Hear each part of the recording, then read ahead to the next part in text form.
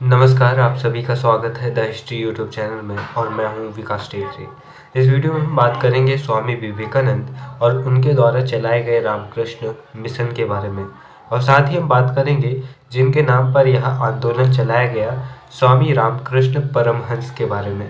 तो हम 3 टॉपिक को एक साथ इस वीडियो में कवर करेंगे और यह वीडियो मुख्य रूप से एमए थर्ड सेमेस्टर इतिहास के दूसरे प्रश्न पत्र आधुनिक भारत 1858 से 1975 तक के विद्यार्थियों के लिए है। लेकिन अगर आपके सिलेबस में यह टॉपिक है तो ज़रूर आपको यह वीडियो देखना चाहिए। हम सबसे पहले बात करेंगे स्वामी रामकृष्ण परमहंस के बारे में।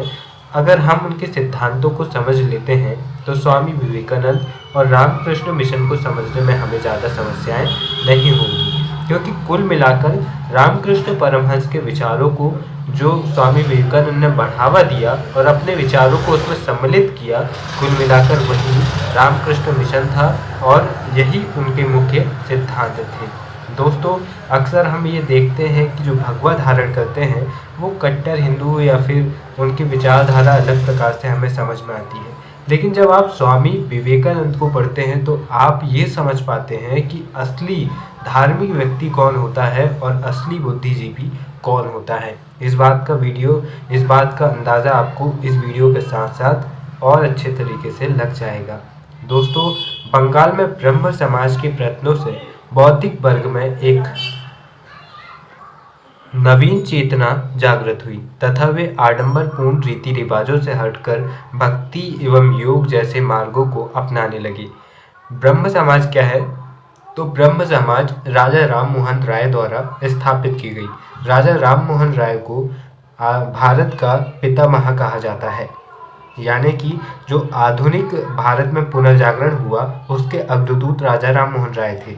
उन्होंने एक समाज की स्थापना की, ब्रह्म समाज, जिसके कुछ सिद्धांत थे और ये सामाजिक कुरीतियों से बचे हुए लोगों का समुदाय बनाते थे, साथ ही उनका खंडन करते थे। तो इनका जो समाज था वह पहले से ही बंगाल में बहुत सारे महत्वपूर्ण कार्य कर रहा था और भक्ति और योग जैसे मार्गों को लोगों के बीच फैला रहा था।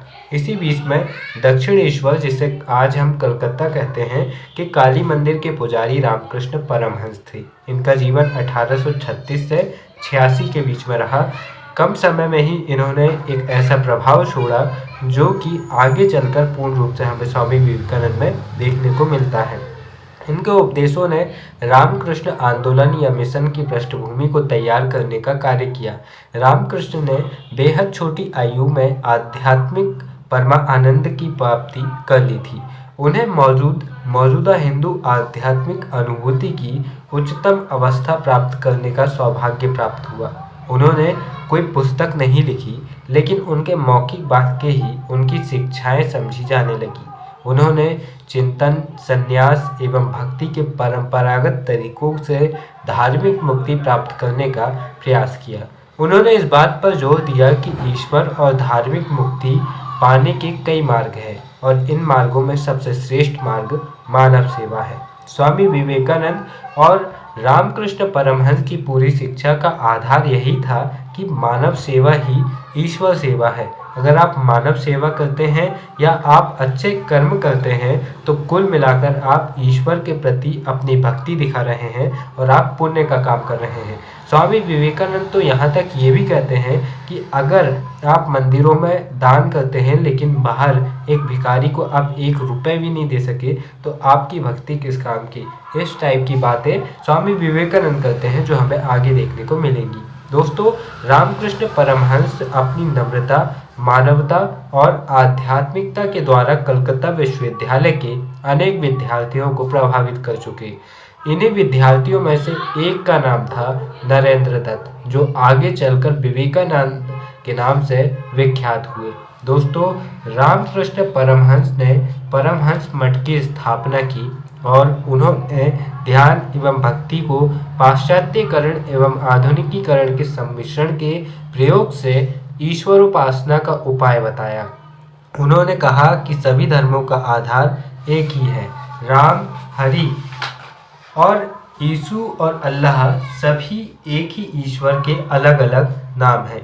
यानी कि यहाँ पर एक बिंदु आता है कि जो परमहंस या फिर जो इस आंदोलन को मानने वाले लोग हैं वह एकेश्वरवादी है, यानी कि केवल एक ही ईश्वर को मानते हैं और जो अलग अलग रूप हैं वे सब एक ही ईश्वर के अलग अलग नाम या अलग रूप हैं। दोस्तों, इन्होंने विभिन्न धर्मों में ईश्वर को पाने के तरीके भिन्न भिन्न हैं, लेकिन उद्देश्य एक ही है। रामकृष्ण परमहंस ने यह कहा कि भले ही दुनिया में अलग अलग नामों से हम ईश्वर को जानते हों, अलग अलग विधियों से हम उन्हें पाते हों, लेकिन कुल मिलाकर ईश्वर एक ही है, यानी कि ये एकेश्वरवादी थे। 1886 में रामकृष्ण परमहंस की मृत्यु हो जाती है। उसके बाद जो इनके विचारों को आगे बढ़ाने का कार्य करते हैं वो इनके शिष्य के हाथों आ जाता है, स्वामी विवेकानंद। स्वामी विवेकानंद के बारे में जानते हैं। इनका जन्म 1862 में हुआ था। वे आध्यात्मिक जिज्ञासा के कारण रामकृष्ण के संपर्क में आए तथा उनके शिष्य बन गए। इन्होंने रामकृष्ण परमहंस के उपदेशों को लोगों के बीच प्रचारित किया तथा इन्हें तत्कालीन भारतीय समाज के अनुरूप ज़्यादा प्रासंगिक बनाने का प्रयास किया। वे नव हिंदूवाद के उपदेशक के रूप में उभरे। स्वामी विवेकानंद ने रामकृष्ण परमहंस की शिक्षाओं एवं उपदेशों को प्रचारित करने के लिए 1897 में रामकृष्ण मिशन की स्थापना की। महत्वपूर्ण पॉइंट, आपको ये पता होना चाहिए कि रामकृष्ण मिशन की स्थापना किसने की? स्वामी विवेकानंद ने की 1897 में। रामकृष्ण परमहंस किसके गुरु थे? तो स्वामी विवेकानंद के गुरु थे रामकृष्ण परमहंस। स्वामी विवेकानंद का बचपन का नाम या मूल नाम क्या था? तो नरेंद्र दत्त उनका मूल नाम था। ये इस तरह से ऑब्जेक्टिव टाइप क्वेश्चन बन गए। और बड़े क्वेश्चन में जो परमहंस की विचारधारा कैसी थी, तो विचारधारा थी सभी धर्मों को साथ लेकर चलने की। उनकी एकेश्वरवादी यानी कि एक ईश्वर को मानने में आस्था थी। साथ ही वे मानव सेवा को ही ईश्वर सेवा मानते थे। इस तरह से पॉइंट पॉइंट में आप उनके पूरे सिद्धांतों को समझ सकते हैं। दोस्तों, रामकृष्ण की शिक्षाओं उपनिषद एवं गीता के दर्शन तथा बुद्ध एवं यीशु के उपदेशों को आधार बनाकर विवेकानंद ने विश्व को मानव मूल्यों की शिक्षा दी। उन्होंने सामाजिक कर्म पर जोर दिया और कहा कि अगर ज्ञान के साथ जिस वास्तविक संसार में हम रहते हैं उसमें कर्म पर जोर दिया और कहा कि अगर हम, माफ़ कीजिएगा यहाँ पर मैंने एक ही लाइन को 2 बार लिख दिया हूँ, लेकिन लग ऐसा रहा है कि भैया क्या अच्छा लिखा है। फिर भी मैं आपको बता दूँ कि मेरी राइटिंग थोड़ी सी कमज़ोर है, फिर भी आपको समझना पड़ेगा। अब हम आगे देखते हैं। अगर ज्ञान के साथ जिस वास्तविक संसार में हम रहते हैं उसमें कर्म ना किया जाए तो ज्ञान निरर्थक है। इन्होंने कहा कि भले ही आपके पास में ज्ञान कितना ही हो, लेकिन अगर आप कर्म ही नहीं करते हैं तो आपका ज्ञान किस काम का है। इसीलिए कर्म पूर्ण ज्ञान की आवश्यकता इन्होंने महसूस कराई, यानी कि इन्होंने कर्म पर बल दिया। स्वामी विवेकानंद ने कर्म पर बल दिया, इस बात को ध्यान रखिए। विवेकानंद ने सर्वधर्म समभाव की घोषणा की। इन्होंने एक और पॉइंट क्या कहा? सर्वधर्म समभाव, जो कि इनके गुरु का सिद्धांत था कि सभी धर्मों को साथ लेकर चलना और सभी धर्मों का समान आदर करना। आपको एक बात बता दूं, भगवत गीता में भगवान श्री कृष्ण यही बात कहते हैं अर्जुन से। वे कहते हैं कि अगर तुम अपने धर्म का सम्मान करते हो और दूसरे धर्म का अपमान करते हो तो वास्तविक रूप में तुम अपने धर्म का अपमान कर रहे हो। अब हम यहाँ पर विवेकानंद की बात करते हैं। विवेकानंद ने सर्वधर्म समभाव की घोषणा की और धार्मिक मामलों में हर प्रकार की संकीर्णता की निंदा की। 1898 में उन्होंने लिखा, हमारी मातृभूमि के लिए विश्व के 2 महान धर्मों हिंदू एवं मुस्लिमों की प्रणालियों का संगम एकमात्र ही आशा है। उन्होंने हिंदू धर्म की पृथकतावादी सिद्धांत की आलोचना की तथा उसके मुझे मत छुओ के आदर्श को उसकी एक बड़ी भूल बताया। यानी कि हर धर्म में कुछ ऐसे लोग होते हैं जिनका ये मानना होता है कि अगर तुमने हमारे धर्म को छेड़ा तो हम तुम्हें छोड़ेंगे नहीं। यहाँ पर उस सेंस में नहीं कि कोई आपके धर्म के सिद्धांतों को नुकसान पहुँचा रहा है। यहाँ पर उस सेंस में बात की विवेकानंद ने कि कोई आपकी कुरीतियों पर बात कर रहा है तो आपको मिर्ची लग रही है, कोई सती प्रथा पर बात कर रहा है तो आप बोल रहे हैं कि हमारे धर्म को मत छेड़ो, कोई दास प्रथा पर, बलि प्रथा पर बात कर रहा है तो आप कह रहे हैं कि हमारे धर्म को मत छेड़ो। तो इस बात का विरोध किसने किया? स्वामी विवेकानंद ने किया। दोस्तों, साधारण जनता के दुख एवं कठिनाइयों से परिचित होने के लिए स्वामी विवेकानंद पूरे देश भर की यात्रा करते रहे भारत की।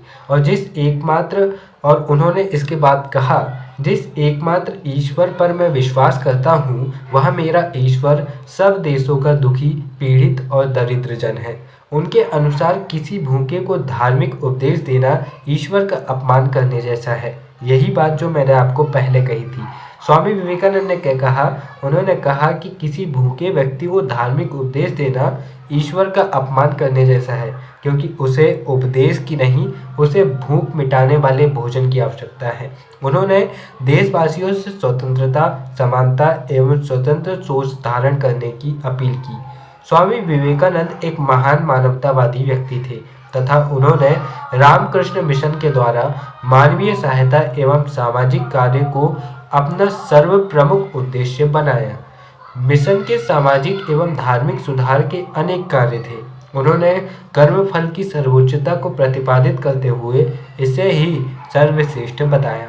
विवेकानंद ने जीव की सेवा की तुलना शिव की पूजा से की। एक और पॉइंट, जीव की सेवा यानी कि मनुष्य जाति की सेवा ही ईश्वर की सेवा है। यहाँ पर ये पॉइंट आपके सामने निकल कर आता है। उनके अनुसार जीवन स्वयं एक धर्म है। कर्म के द्वारा ही मानव का दैवीय अस्तित्व होता है। उन्होंने तत्कालीन तकनीक एवं आधुनिक विज्ञान का उपयोग मानव शास्त्र के कल्याण हेतु करने की महत्वता प्रतिपादित की। विवेकानंद ने अपने मानवतावादी और कर्म संबंधी विचारों को व्यावहारिक रूप देने के लिए विभिन्न भागों में रामकृष्ण मिशन की अनेक शाखाएं स्थापित की। रामकृष्ण मिशन ने लोगों के लिए स्कूल, पुस्तकालय, दवाखाने, अनाथालय इत्यादि की स्थापना की। ये मिशन भी ठीक उसी तरह काम कर रहा था जैसे कि स्वामी दयानंद सरस्वती का आर्य समाज कर रहा था। लेकिन दयानंद सरस्वती के आर्य समाज और विवेकानंद के रामकृष्ण मिशन में एक डिफरेंट आपको देखने को मिलेगा कि जो रामकृष्ण मिशन है इसको मानने वाले लोग और स्वामी विवेकानंद मूर्ति पूजा को मानते हैं, लेकिन जो आर्य समाज के लोग हैं वो मूर्ति पूजा को नहीं मानते हैं। दोस्तों, इसके बाद में मिशन विभिन्न प्राकृतिक आपदाओं यथा बाढ़, सूखे एवं महामारी इत्यादि में भी लोगों की सहायता के लिए कार्य करता रहा। मिशन ने अंतर्राष्ट्रीय संगठन का स्वरूप धारण किया, यानी कि जो रामकृष्ण मिशन था इसने अपने इतने ज़्यादा कार्य किया और इतना ज़्यादा फैलाया कि यह एक अंतर्राष्ट्रीय संगठन बन गया, जैसे कि थियोसॉफिकल सोसाइटी बनी। मिशन एक हिंदू धार्मिक, किंतु इसने अन्य धर्मों को भी महान बताया। आर्य समाज के विपरीत मिशन ने मूर्ति पूजा का समर्थन किया। इसके अनुसार मूर्ति पूजा उपासना का उत्तम एवं सरल तरीका है। मूर्ति पूजा से अध्यात्मवाद का विकास बड़ी सरलता से किया जा सकता है। यह श्रेष्ठ है।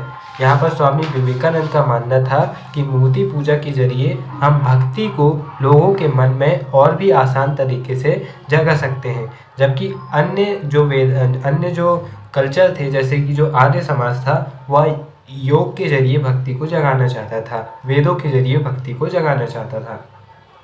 यहाँ पर यह श्रेष्ठ है क्योंकि मूर्ति पूजा से कोई भी मनुष्य बहुत कम समय में ईश्वर की वंदना में निपुण हो सकता है। हिंदू धर्म या वेदांत सर्वश्रेष्ठ है। इसकी सहायता से हिंदू सच्चा हिंदू एवं क्रिश्चियन सच्चा हिंदू बन सकता है। विवेकानंद ने 1893 में शिकागो, अमेरिका में संपन्न विश्व धर्म सम्मेलन में लोगों को यह बताने का प्रयास किया कि वेदांत केवल हिंदुओं का ही नहीं अपितु सभी मनुष्यों का धर्म है। और 1893 में शिकागो धर्म सम्मेलन में स्वामी विवेकानंद जी की स्पीच बहुत ज़्यादा इम्पोर्टेंट है। उन्होंने कहा कि यदि पश्चिम के भौतिकवाद एवं पूर्व के आध्यात्मवाद का सम्मिश्रण कर दिया जाए तो यह मानव जाति की भलाई का सर्वोत्तम मार्ग होगा। यहाँ पर कहने का ये मतलब था कि जो पश्चिम का भौतिकवाद है यानी कि ज्ञान विज्ञान और जो पश्चिमी शिक्षा है उसका संगम और भारतीय के जो वेद है, वेदांत है, इनसे निकला जो आध्यात्मवाद है, अगर इन दोनों को मिला दिया जाए तो एक ऐसा संघ बन जाएगा, एक ऐसा धर्म बन जाएगा जो विश्व के कल्याण के लिए सबसे ज़्यादा महत्वपूर्ण होगा। स्वामी विवेकानंद ने कभी लोगों को राजनीतिक संदेश नहीं दिया। उन्होंने देश के युवाओं से अपील की कि वे भारत की प्राचीन सभ्यता पर गर्व करें तथा भविष्य में भारत को एक जागृत प्रगतिशील राष्ट्र बनाना चाहते थे। साथ ही वे भारत की संस्कृति को मानव जाति के कल्याण को समर्पित करें, ये बात उन्होंने युवाओं से की। स्वामी विवेकानंद भारत को एक जागृत एवं प्रगतिशील राष्ट्र बनाना चाहते थे। वे जातिवाद, छुआछूत एवं विषमता को राष्ट्र के दुर्बल होने का महत्वपूर्ण कारक मानते थे। उन्हें भारत की जनता की शक्ति में पूर्ण आस्था थी। उनका विश्वास था कि एक दिन भारत का विकास होगा और देश से अशिक्षा एवं गरीबी पूरी तरह से समाप्त हो जाएगी। यहाँ पर समाप्त होता है रामकृष्ण मिशन। रामकृष्ण परमहंस के बारे में हमने आपको बताया, उनके जो शिष्य थे स्वामी विवेकानंद, उनके बारे में बताया और दोनों की शिक्षाओं का सम्मिश्रण जो कि रामकृष्ण परमहंस के नाम पर रामकृष्ण मिशन कहलाया, उसके सिद्धांतों को भी हमने आपको बताया। अगर आप रामकृष्ण परमहंस की शिक्षाओं को ही समझ लेते हैं तो आप पूरी चीज़ों को समझ लेंगे। यानी कि जो कर्म करना ही मूल कारण है। अगर आप मानव जाति की सेवा कर रहे हैं तो आप ईश्वर की सेवा कर रहे हैं। सभी ईश्वर एक है, नाम अलग अलग हैं, पूजने का तरीका अलग अलग है, लेकिन ईश्वर एक है, यानी कि एकेश्वरवाद। साथ ही कर्म सिद्धांत पर जोर। इसके बाद में सर्वधर्म समभाव की भावना, यानी कि सभी धर्मों को साथ लेकर चलने की भावना। ऐसे ही सिद्धांत कुल मिलाकर 4-5 सिद्धांत हमने यहाँ पर देखे जो मैंने आपको समझाने की कोशिश की। कुछ ऑब्जेक्टिव प्रश्न यहाँ से बनते हैं, जैसे रामकृष्ण मिशन की शुरुआत किसने की थी और विवेकानंद के बचपन का नाम क्या था, उनके गुरु का नाम क्या था। इस टाइप के क्वेश्चन बनते हैं ऑब्जेक्टिव में। और अगर बड़े में भी आता है तो आप आराम से इनके सिद्धांतों को लिख सकते हैं। दोस्तों, मुझे उम्मीद है कि आपको ये वीडियो समझ में आया होगा। अगर नहीं आया होगा तो आप कमेंट बॉक्स में कमेंट कर सकते हैं। मैं कोशिश करूँगा कि और अच्छी जानकारी के साथ मैं आपको और बेहतर तरीके से समझा पाऊँ। और इस वीडियो को मैं स्वामी विवेकानंद की एक बात के साथ समाप्त करना चाहूँगा। स्वामी विवेकानंद कहते हैं, जितना काम एक भीड़ एक सदी में करती है, उससे अधिक काम कुछ सच्चे, ईमानदार और ऊर्जावान युवा एक वर्ष में कर सकते हैं। हमें ज़रूरत है ऊर्जावान, ईमानदार और सच्चा बनने के लिए। हमारा देश खुद ब खुद आगे बढ़ जाएगा। फिर मिलेंगे अगले किसी और वीडियो में। तब तक के लिए नमस्कार।